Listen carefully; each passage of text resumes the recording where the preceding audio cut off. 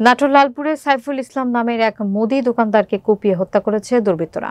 শুক্রবার রাত 10:30টার দিকে উপজেলার বামুন গ্রাম এ ঘটনা ঘটে বলে জানা গিয়েছে। নিহত ব্যক্তি একই গ্রামের এবাদ আলী মুন্সি ছিলেন। রাকিব পাশার প্রতিবেদনে দেখুন বিস্তারিত। জানা যায়, সাইফুল ইসলাম তার দোকান বন্ধ করে বাড়ি ফেরার পথে বামুন গ্রাম সরকারি প্রাথমিক বিদ্যালয়ের পাশে নিজ বাড়ির গেটের সামনে পৌঁছালে অজ্ঞাত পরিচয়ে এক বা একাধিক দুর্বৃত্ত তাকে ধারালো অস্ত্র দিয়ে এলোপাথারি কুপিয়ে পালিয়ে যায়। ঘটনাস্থলেই তার মৃত্যু হয়। খবর পেয়ে পুলিশ ঘটনাস্থলে পৌঁছে মৃতদেহ উদ্ধার করে ময়নাতদন্তের জন্য লাশ পাঠিয়েছে। এই হত্যাকাণ্ডকে কেন্দ্র করে এলাকায় আতঙ্ক ছড়িয়ে পড়েছে। নিহত সাইফুলের ভাতিজা আলমগীর বলেন, আমার চাচার হত্যার সাথে জড়িতদের শনাক্ত করে আইনের আওতায় এনে ফাঁসির দাবি জানাচ্ছি। এ বিষয়ে লালপুর থানার ওসি নুরুজ্জামান বলেন, হত্যাকাণ্ডের সঠিক কারণ উদ্ঘাটন করতে তদন্ত চলছে।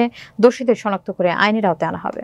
বা যারাই আছে সবার কাছে আইনগতভাবে যারাই আছে আমি তাদের সবার কাছে আমি ভাইস্তে হিসাবে দাবি করতেছি এর জন্য সুষ্ঠু একটা বিচার হয়, দৃষ্টান্তমূলক। এই যারাই করেছে তাদের ফাঁসির দাবি করতেছি, তাদের দৃষ্টান্তমূলক শাস্তি হোক।